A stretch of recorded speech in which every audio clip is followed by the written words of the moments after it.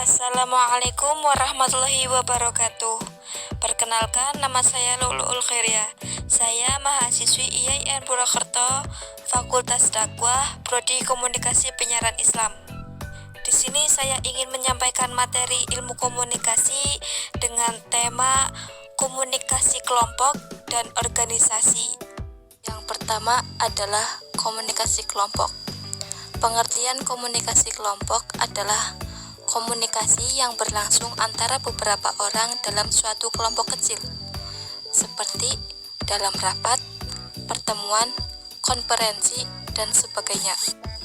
Michel Bourgon mendefinisikan komunikasi kelompok sebagai interaksi secara tatap muka antara 3 orang atau lebih dengan tujuan yang telah diketahui, seperti berbagi informasi, menjaga diri, pemecahan masalah, yang mana anggota-anggotanya dapat mengikat karakteristik pribadi anggota-anggota yang lain secara tepat. Definisi tersebut mempunyai kesamaan, yakni adanya komunikasi tatap muka dan memiliki susunan rencana kerja tertentu untuk mencapai tujuan kelompok.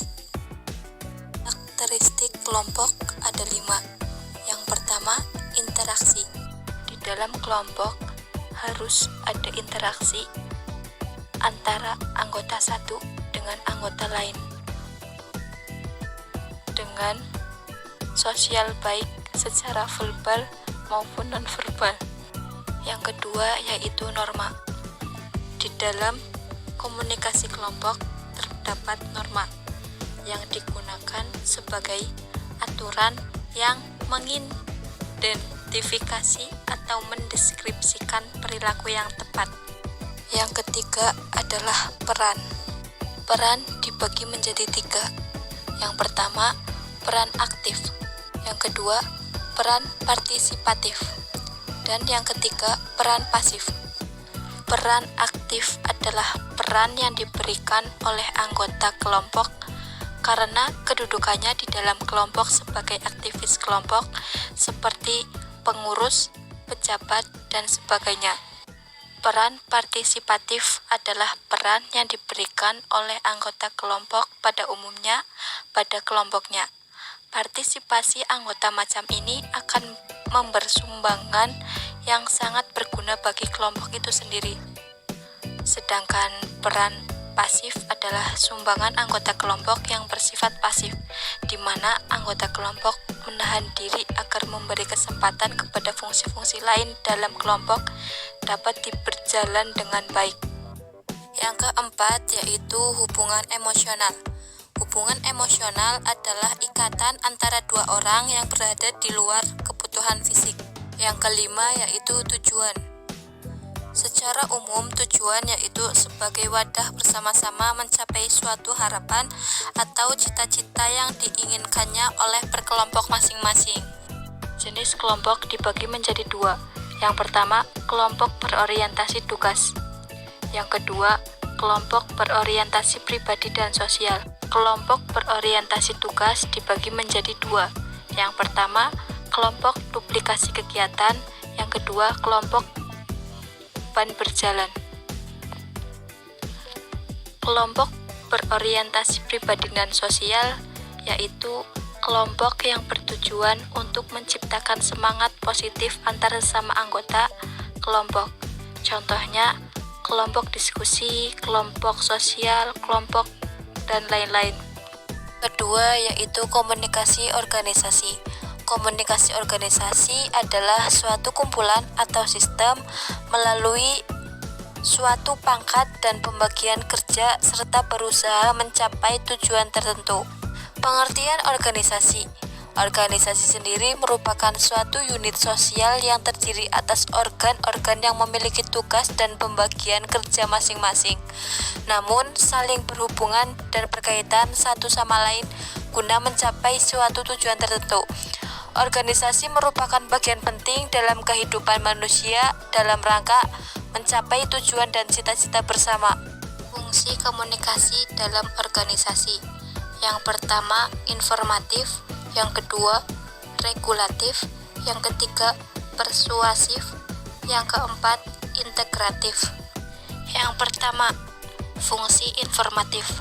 Orang-orang dalam tataran manajemen membutuhkan informasi untuk membuat suatu kebijakan organisasi ataupun guna mengatasi konflik yang terjadi di dalam organisasi.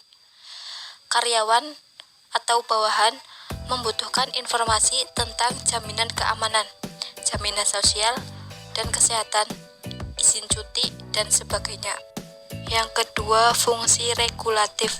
Fungsi regulatif ini berkaitan dengan peraturan-peraturan yang berlaku dalam suatu organisasi.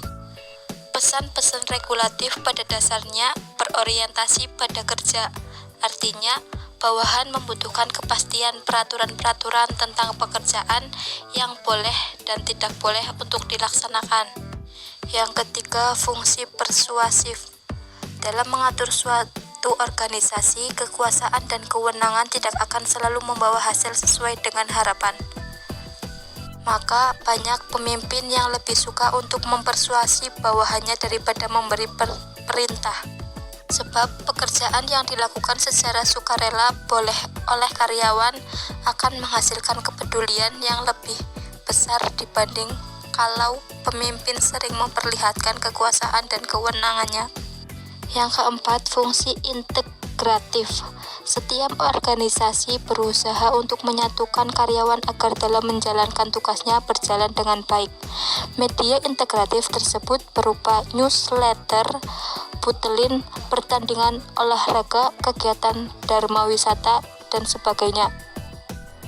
Pelaksanaan aktivitas ini akan menumbuhkan keinginan untuk berpartisipasi yang lebih besar dalam diri karyawan terhadap organisasi. Kemudian, aliran komunikasi organisasi. Yang pertama, ke bawah. Komunikasi ke bawah adalah penyampaian informasi dari atasan ke bawahan sesuai dengan struktural di organisasi. Penggunaan komunikasi ini sangat efektif untuk menyampaikan instruksi, pengarahan, pengontrolan kepada anak buah. Komunikasi dapat tertulis maupun lisan yang dapat disesuaikan dengan konteks serta kontennya. Komunikasi ke bawah harus Anda perbanyak porsinya, terutama pada karyawan Anda yang baru bergabung. Contohnya instruksi, arahan kerja, informasi kebijakan, dan prosedur kerja. Kedua, ke atas. Komunikasi ke atas dalam sebuah organisasi berarti bahwa informasi mengalir dari tingkat yang lebih rendah ke tingkat yang lebih tinggi. Komunikasi ke atas memberitahukan kepada penyelia kapan bawahan mereka siap menerima apa yang dikatakan kepada mereka. Contohnya, feedback, saran, masukan, kuesioner. Yang ketiga, lateral atau horizontal. Komunikasi horizontal terdiri dari penyampaian informasi di antara rekan sejawat dalam unit kerja yang sama.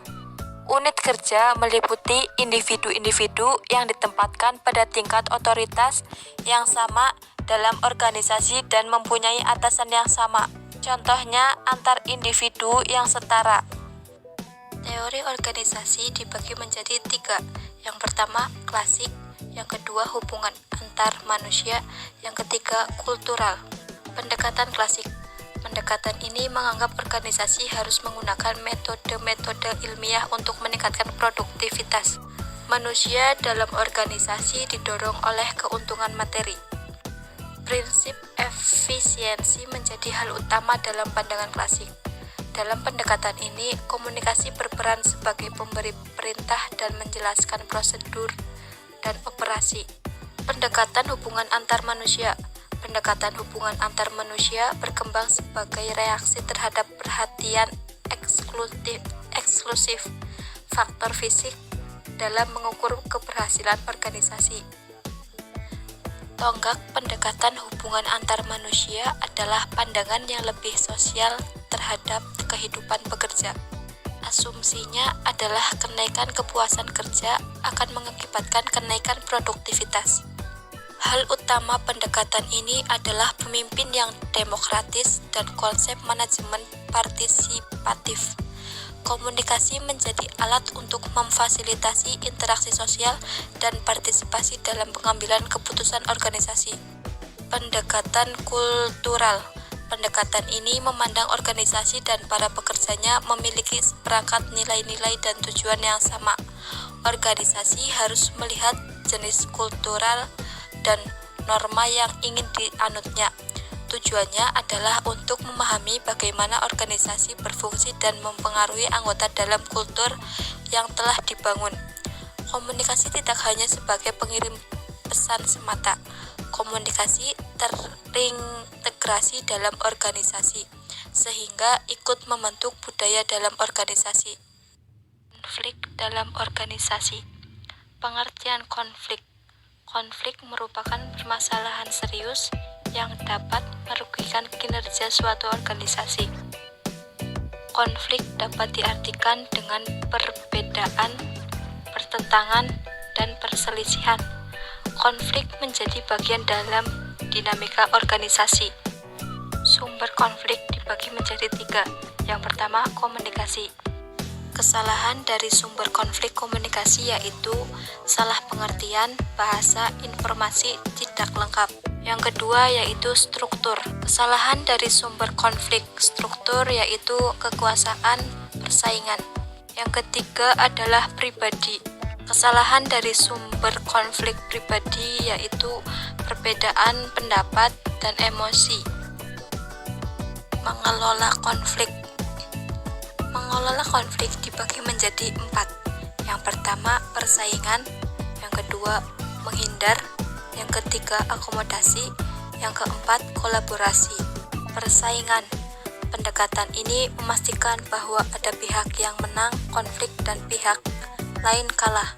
Biasanya menggunakan kekuasaan atau pengaruh untuk mencapai kemenangan. Gaya penyelesaian konflik seperti ini sangat tidak mengenakan bagi pihak yang merasa terpaksa harus berada dalam posisi kalah, sehingga hanya digunakan dalam keadaan terpaksa yang membutuhkan penyelesaian yang cepat dan tegas. Kolaborasi. Pendekatan ini mengatasi konflik dengan menciptakan penyelesaian melalui konsensus atau kesepakatan bersama yang mengikat suatu pihak yang bertikai.